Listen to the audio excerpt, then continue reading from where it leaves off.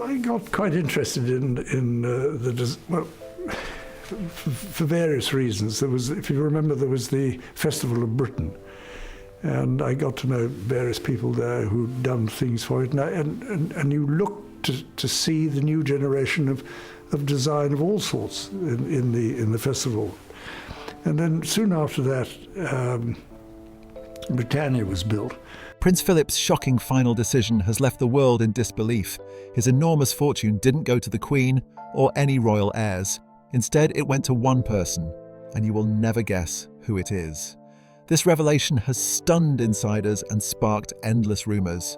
Who could possibly inherit everything from one of the most powerful figures in modern royalty?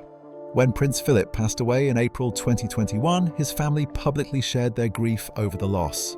Yeah, I mean, the pack-away refrigerator, for instance, it's all very well now. You look back and say, well, but what you didn't know is what it was competing against in other refrigerators.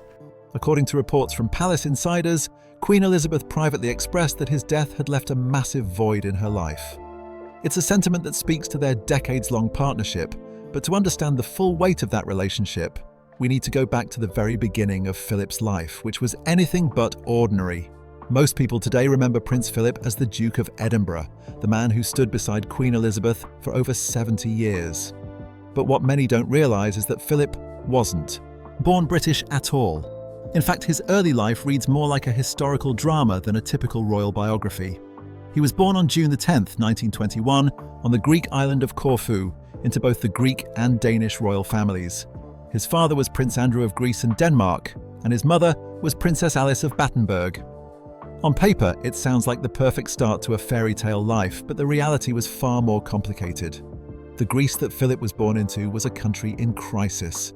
The nation had just suffered a devastating defeat in the Greco-Turkish War, and the political situation was becoming increasingly unstable. The Greek military, frustrated with how the war had been handled, began plotting against the monarchy. In 1922, when Philip was just a baby, a military revolution overthrew the government. Philip's uncle, King Constantine I, was forced to give up the throne, but the danger didn't stop there. Philip's father, Prince Andrew, was arrested and faced serious charges related to the military failures during the war. According to historical accounts, the situation became so dangerous that the entire Greek royal family feared for their lives. The revolutionaries weren't just interested in removing the monarchy from power. There were genuine concerns that some family members might face execution. Prince Andrew was actually put on trial, and while he was eventually spared, it was clear that the family could no longer stay in Greece. They had to leave, and they had to leave quickly. The escape itself has become one of the most repeated stories about Philip's early life, and for good reason. The family fled to France, but getting baby Philip out of the country required some creative thinking. According to various sources, including biographies written about the royal family, Philip was smuggled out of Greece, hidden inside a makeshift cot that was fashioned from a fruit crate. It's the kind of detail that sounds almost too dramatic to be true, but multiple historical records support this account. Here was a baby born into royalty, forced to flee his own country in secret, hidden away like contraband. The family eventually settled in France, specifically in a suburb of Paris, where they lived in a house loaned to them by Philip's aunt. It wasn't exactly poverty, but it was a far cry from palace life. The family had lost most of their wealth and influence in the chaos of the Greek Revolution. Despite these challenges, Philip's parents made sure he received a proper education. As a young boy, he attended an American school in Paris called the Elms. Teachers there described him as bright and engaged, though not necessarily a brilliant student. What stood out more was his politeness and good manners, traits that would serve him well throughout his life. The 1930s saw Philip moving around quite a bit. He attended schools in England, Scotland, and Germany, experiencing different cultures and educational systems. By all accounts, he was a good-looking young man, tall and athletic, with a natural charm that made him popular with his peers. He developed a reputation for being straightforward and sometimes even a bit cheeky, personality traits that would follow him into adulthood. But beneath the surface of this relatively normal childhood, there was a family situation that was anything but typical. Throughout most of his youth, Philip had almost no contact with his mother, Princess Alice.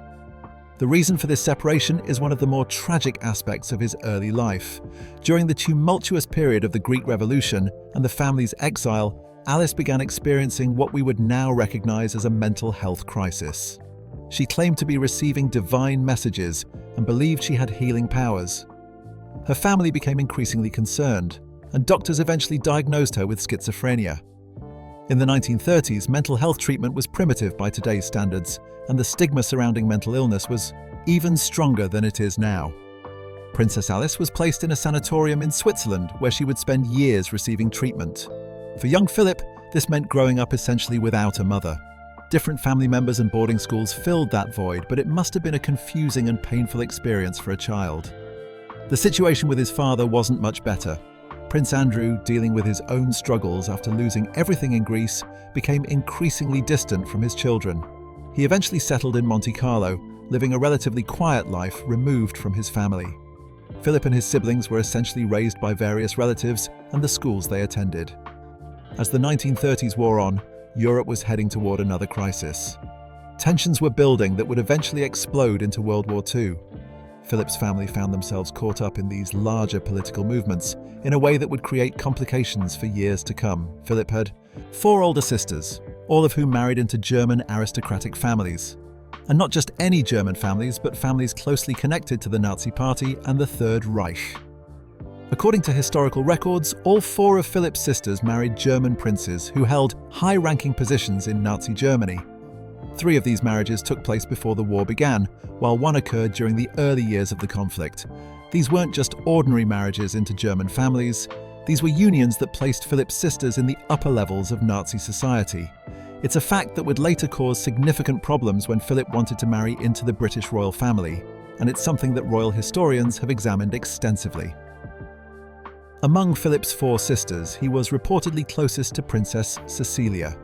She had married Georg Donatus, the hereditary Grand Duke of Hesse. By all accounts, Philip adored his sister, and the feeling was mutual. But in November 1937, tragedy struck in the most horrific way imaginable. Cecilia, her husband, their 2 young sons, and her mother-in-law were all travelling together on a plane to London. They were planning to attend a family wedding. The plane never made it to its destination. According to the official investigation into the crash, the plane went down near Ostend, Belgium, on November 16, 1937. Everyone on board was killed instantly, but the details that emerged later made the tragedy even more heartbreaking. Cecilia had been pregnant with her 4th child, and according to some accounts from the crash investigation, she had actually gone into labour during the flight. The theory suggests that this emergency situation may have distracted the pilot or created chaos on the plane, contributing to the decision to attempt a landing in dangerous weather conditions. Philip was only 16 years old when he received this news. In one terrible moment, he lost his favourite sister, her entire family, and his unborn niece, or nephew. According to those who knew him at the time, he attended the funeral in Germany, walking behind the coffin alongside other family members. Photographs from that day show a somber young man, clearly struggling with grief. Some historians have pointed out that this funeral was also attended by high-ranking Nazi officials, adding another complicated layer to an already difficult situation. By the time Philip reached his late teens, he had experienced more loss and displacement than many people face in a lifetime. His mother was institutionalized. His father was distant and detached. His country of birth had exiled his family, and his beloved sister had died in a terrible accident. On top of all this, World War II was about to break out, a conflict that would put him in direct opposition to his own brothers-in-law. Despite everything Philip had been through, he wasn't the type to sit around feeling sorry for himself. When World War II broke out in 1939, he was 18 years, old and determined to do his part. He enlisted in the British Royal Navy, beginning what would become a distinguished military career. For Philip, this wasn't just about duty or patriotism. It was about proving himself and finding a sense of purpose after such a chaotic childhood. Philip's service during the war was genuinely impressive. He saw active combat and was mentioned in dispatches for his role during the Battle of Cape Matapan in 1941, where the British Mediterranean Fleet engaged Italian forces. According to naval records, Philip was responsible for operating searchlights on the battleship HMS Valiant, helping to illuminate enemy vessels during the night battle. His commanding officers noted his coolness under pressure and his competence in a crisis situation. By the end of the war, he had earned respect as a capable naval officer, not just as a prince playing at being a soldier. But there was an uncomfortable irony to Philip's wartime service. While he was fighting for Britain, at least two of his brothers-in-law were fighting for Germany. Prince Christoph of Hesse, who was married to Philip's sister Sophie, held a position in the SS and worked in Goering's administration. Berthold, Margrave of Baden, married to Philip's sister Theodora, also served in the German military. Philip found himself quite literally on the opposite side of a war from his own family members. It's the kind of situation that speaks to how complicated European royal families were during this period, with their intricate web of marriages and alliances cutting across national boundaries. It was during the war years that Philip's life would change in an unexpected way. In 1939, King George VI and Queen Elizabeth visited the Royal Naval College at Dartmouth with their two daughters, Princess Elizabeth and Princess Margaret. Philip, who was a cadet at the college, was asked to escort the young princesses during their visit. According to multiple accounts, including recollections from people who were there that day, 13-year-old Elizabeth was immediately smitten with the dashing 18-year-old naval cadet. Now, to modern sensibilities, an 18-year-old showing any romantic interest in a 13-year-old would be deeply inappropriate. But according to various biographies and historical accounts, Philip apparently showed no particular romantic interest in Elizabeth at that first meeting. He was polite and charming, as he'd been trained to be, but there's no evidence he saw her as anything other than a young girl he was tasked with entertaining for the day. Elizabeth, however, was a different story. Multiple sources, including Marion Crawford, who served as governess to the princesses, wrote that Elizabeth talked about Philip constantly after that meeting. The two began corresponding, writing letters back and forth while Philip was at sea during the war. Over time, as Elizabeth grew older, the relationship evolved into something more serious. By the mid-1940s, it was clear that Elizabeth had made up her mind. She wanted to marry Philip, and she wasn't interested in considering anyone else.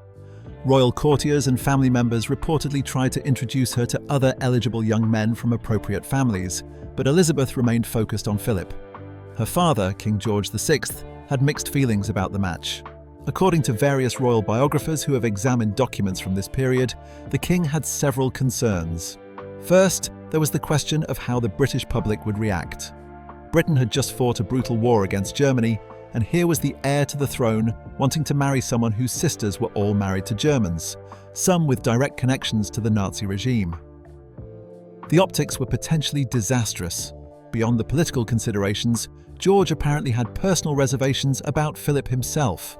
The king was known for being reserved and formal, very conscious of proper royal protocol and decorum.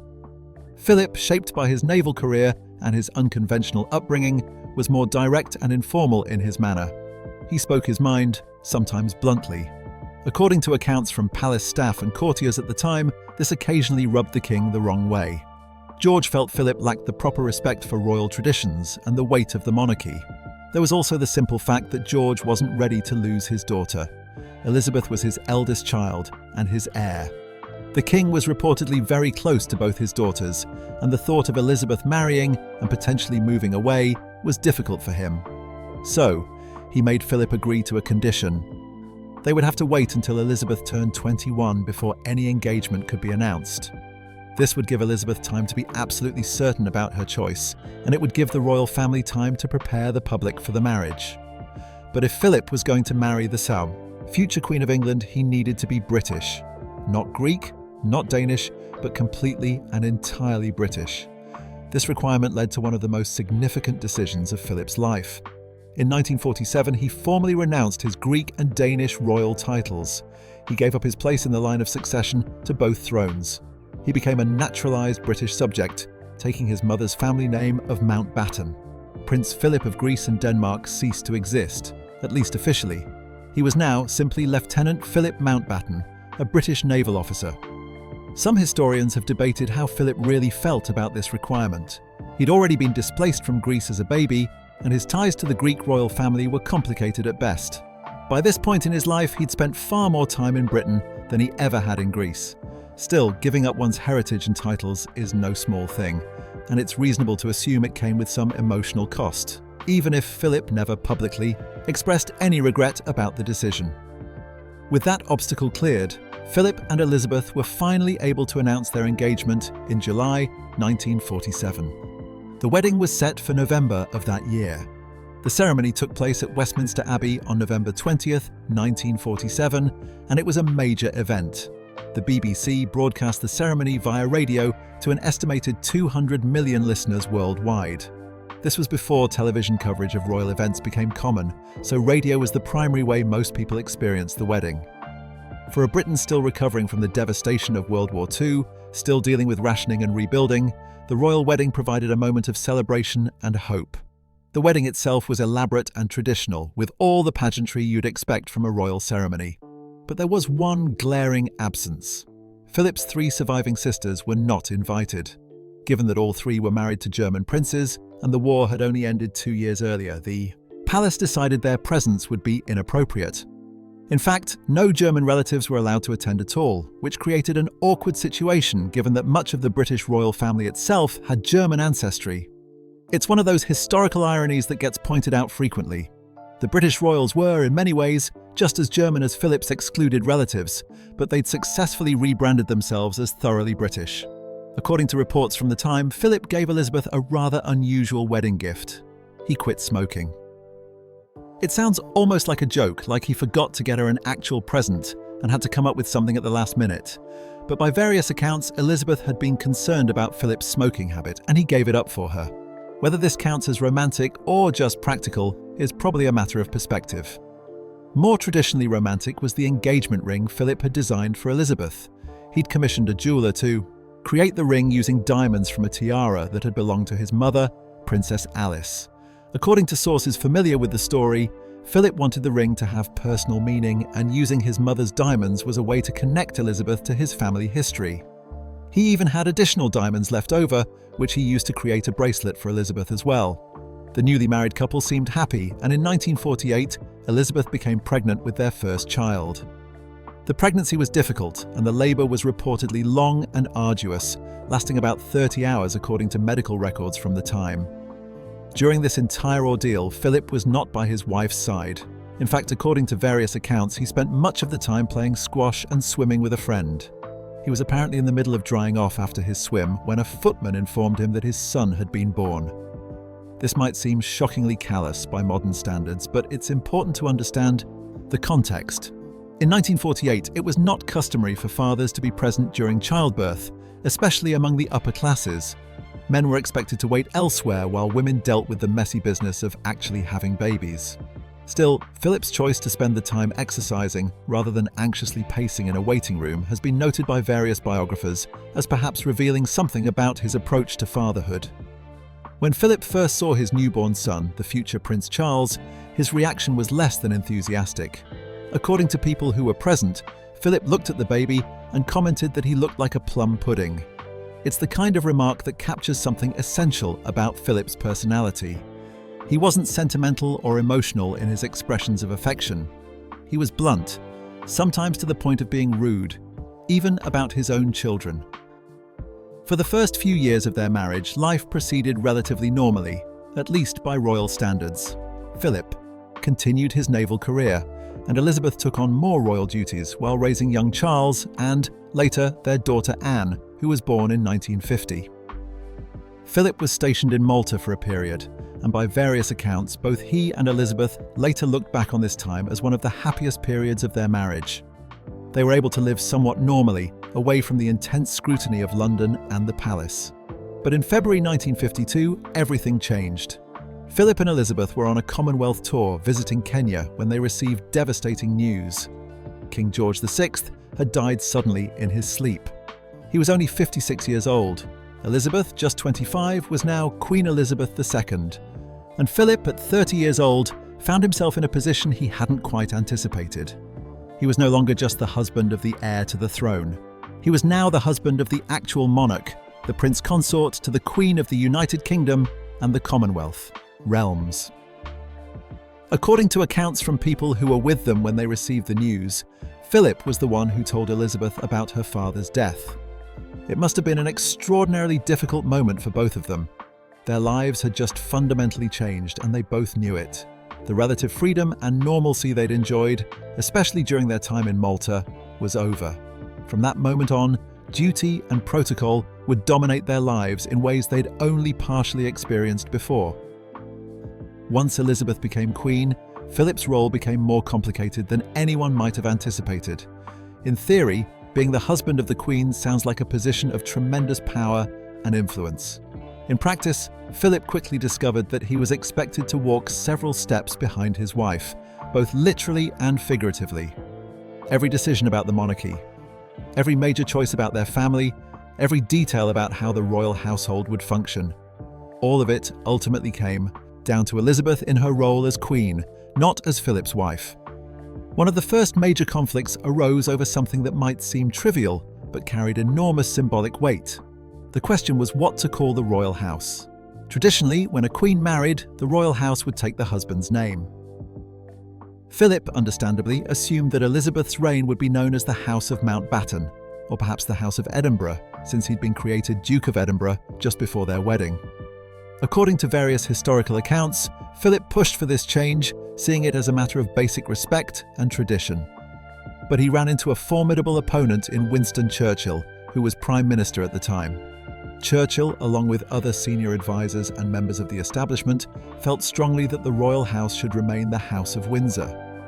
The name Windsor had been adopted by King George V during World War I, replacing the more German-sounding House of Saxe-Coburg and Gotha. Churchill and others argued that Windsor had become synonymous with British monarchy and stability, especially after the country had just been through a devastating war. Changing it now would be unnecessarily disruptive. Philip reportedly did not take this rejection well. According to accounts from people who knew him during this period, he felt humiliated and diminished. Here was a man who had given up his own nationality, his own titles, his own family name, all to marry Elizabeth. And now he was being told that even this basic tradition of passing on his name to his children and his wife's royal house was being denied to him. Various sources suggest that Philip complained privately that he was the only man in Britain who wasn't allowed to give his name to his own children. It was a wound that clearly stung. The reality of his position was starting to sink in. Philip had married a woman who, as queen, would always outrank him. Every room they entered, she would precede him. Every decision of consequence would ultimately be hers to make. For a man who had been raised in a world where men held authority, who had commanded respect in the Navy, this was a difficult adjustment. According to people who worked at the palace during this period, Philip could be moody and difficult behind closed doors, clearly struggling with his subordinate role even as he maintained a dutiful public face. In public, Philip always showed absolute loyalty and support for the Queen. He walked the requisite steps behind her, he attended countless official functions without complaint, and he never publicly questioned her authority. But palace staff and close friends noted that the private reality was more complicated. Philip was not naturally suited to being anyone's supporting player.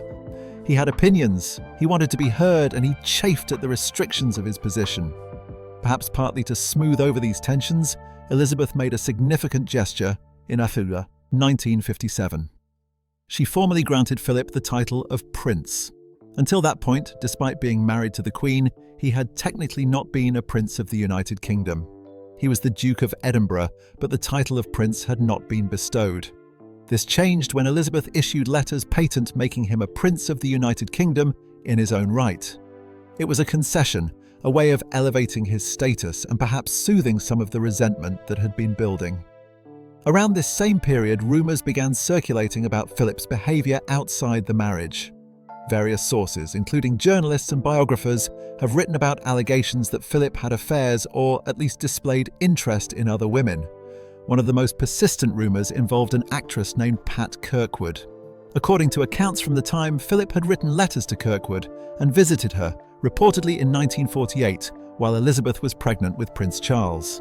The timing, if true, made the whole situation particularly insulting. Kirkwood herself gave interviews later in life where she addressed these rumours.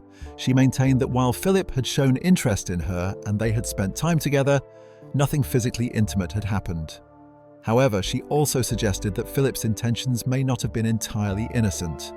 The palace has always firmly denied any suggestion of affairs, dismissing such stories as gossip and speculation.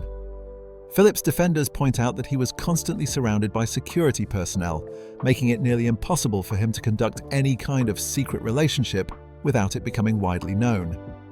Another interpretation of these stories is that Philip was simply a man who noticed and appreciated attractive women. People who knew him well have said that he certainly looked at beautiful women, and he could be flirtatious in a relatively harmless way. Philip himself once addressed the affair rumours indirectly, noting that given the constant presence of his security detail, it would have been essentially impossible to conduct an affair without everyone finding out immediately. Whether this is a denial or simply a practical observation is open to interpretation. Beyond questions about his marriage, Philip's role as a father became increasingly scrutinised as his children grew older. By most accounts, Philip was not a warm or emotionally available parent. Prince Charles and Princess Anne both had what various sources describe as distant childhoods. Their parents were busy with royal duties, often travelling for extended periods, and much of the actual day-to-day care of the children fell to nannies and other staff members. Prince Charles later spoke about how it was typically the nursery staff who played with him and attended to his emotional needs, not his parents. Philip's approach to parenting seems to have been shaped by his own difficult childhood. He'd grown up in an environment where toughness and resilience were valued, above emotional expression. He'd been separated from his mother, largely ignored by his father, and shuffled between various schools and relatives. Whether consciously or not, he seems to have replicated some of these patterns with his own children. According to various biographers, Philip believed in toughening up his children, particularly his sons. He could be critical and harsh, believing this would help them develop thick skin and prepare them for the demands of royal life. The relationship between Philip and his eldest son, Prince Charles, was particularly strained. Various sources who have written about the royal family describe a fundamental mismatch in personalities. Philip was athletic, direct, and pragmatic. Charles was more sensitive, interested in arts and philosophy, and less naturally suited to the rough-and-tumble activities his father valued. According to accounts from people who knew the family, Philip sometimes seemed frustrated by Charles's temperament, and Charles felt he could never quite measure up to his father's expectations. Interestingly, Philip apparently got along much better with his daughter Anne. She was more like him in temperament, straightforward and tough-minded with a dry sense of humour. Various sources suggest that Anne was Philip's favourite among his children, though he would never have admitted this publicly. The birth of his younger sons, Andrew and Edward, came later, and Philip's relationship with them seems to have been somewhat different, though still marked by the same emotional distance that characterised his approach to all his children. In 1961, Philip became the first member of the royal family to be interviewed on television. The interview focused on Commonwealth Technical Training Week, hardly the most exciting topic, but it represented a significant shift in how the royal family engaged with the media. Philip advocated for more skilled workers in the labour force, showing his interest in practical matters and modernisation. This willingness to engage with new media forms was characteristic of Philip's approach. He understood that the monarchy needed to adapt to changing times, even if he personally found some aspects of modern life frustrating. Philip also became involved, sometimes controversially, in the romantic lives of his extended family. When Princess Margaret wanted to marry Peter Townsend, a divorced query to the royal family, it created a major scandal. The Church of England, of which the Queen was the head, did not approve of marriage to divorced persons. According to various accounts, Philip was one of the voices arguing against the marriage. Some biographers suggest his disapproval played a role in Margaret's eventual decision to end the relationship, though the situation was complicated by many factors, including political pressure and Margaret's own ambivalence. As the years went by and Prince Charles reached marriageable age, both Philip and Elizabeth became concerned about their son finding an appropriate wife. According to multiple sources, including biographers who have written extensively about this period, they had their sights set on Lady Diana Spencer. Diana came from an aristocratic family with close ties to the royals.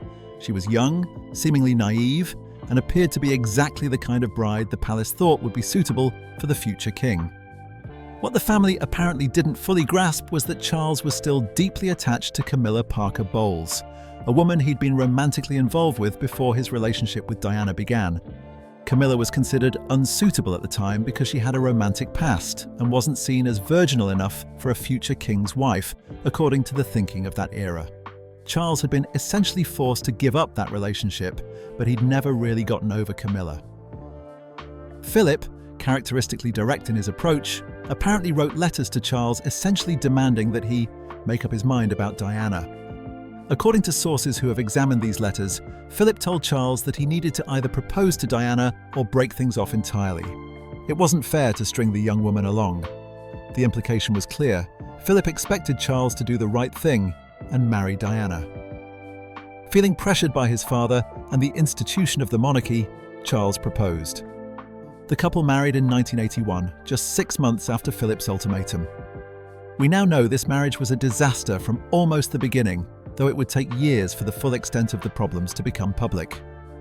The marriage eventually collapsed in very public fashion, with both Charles and Diana giving interviews about their unhappiness and the affair that Charles had resumed with Camilla. The couple separated and eventually divorced in 1996. Then, in August 1997, came the news that shocked the world. Diana had been killed in a car crash in Paris.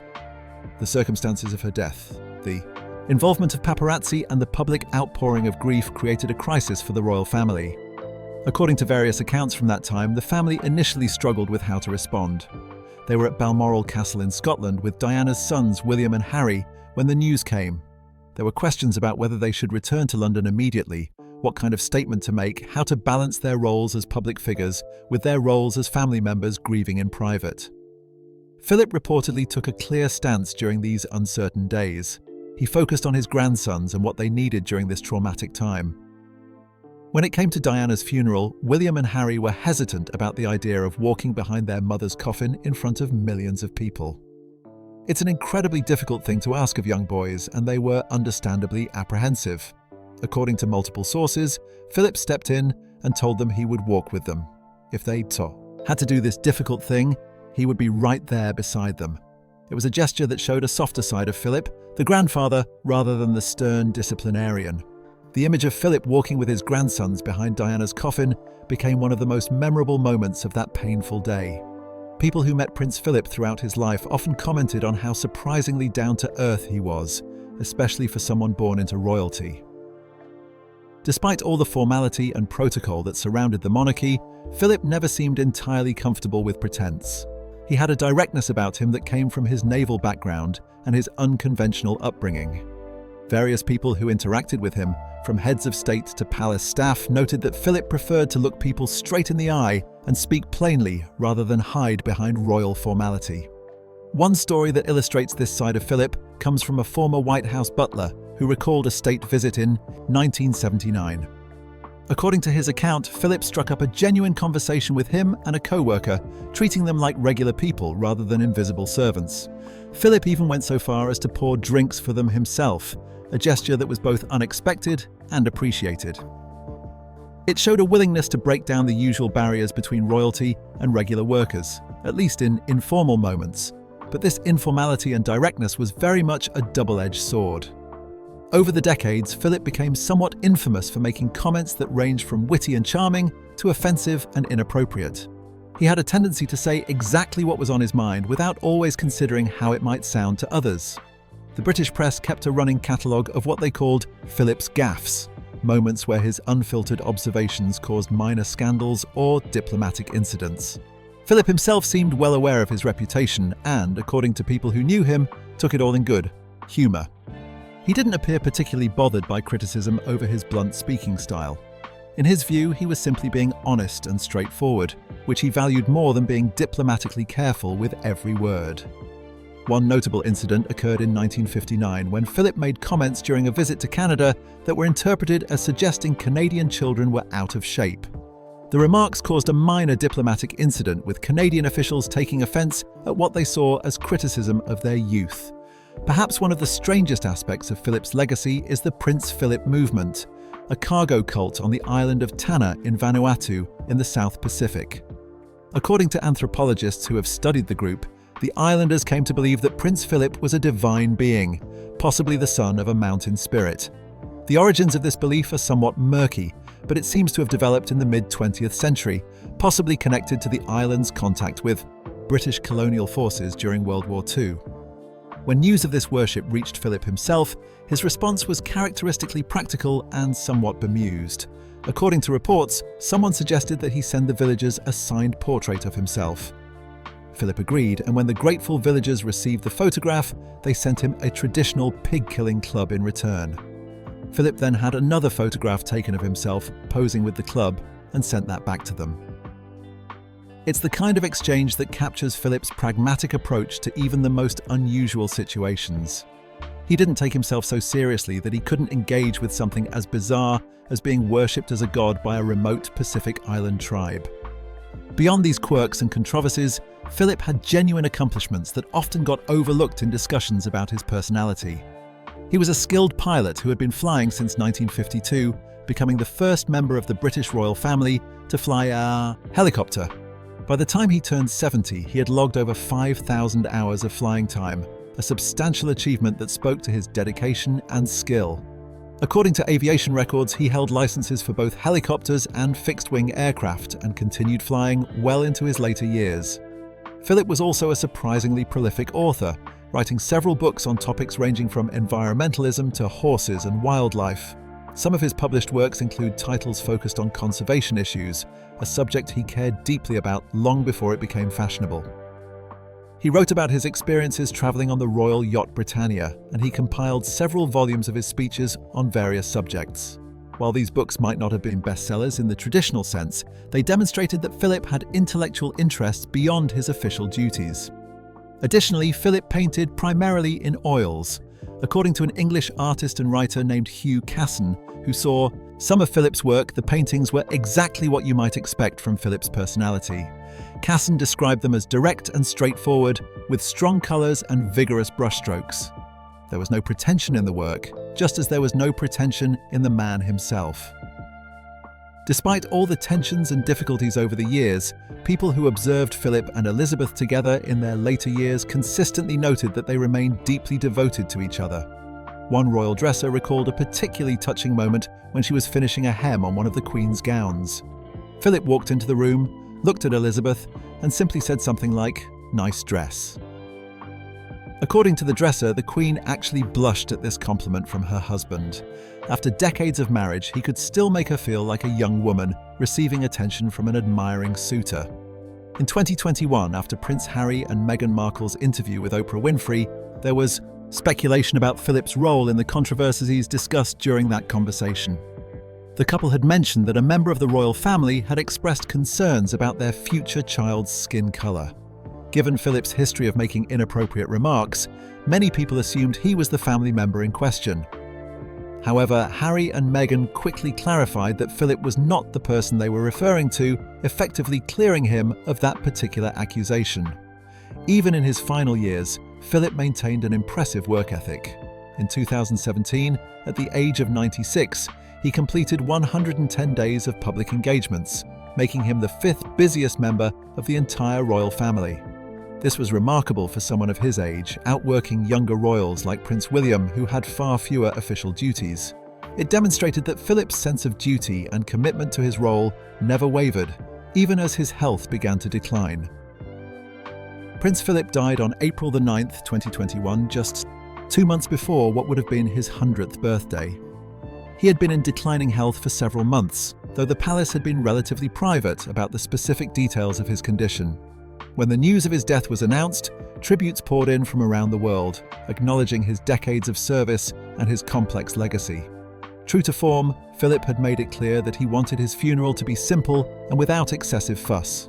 According to reports, he had been involved in planning the ceremony himself and had insisted on keeping it as low-key as possible, given his position. The funeral reflected his wishes, with a relatively small guest list due to pandemic restrictions and a focus on military honours that acknowledged his naval service. It was a fitting end for a man who had spent his entire adult life in service to the monarchy, but who had never entirely lost that directness and lack of pretension that defined his character from the beginning.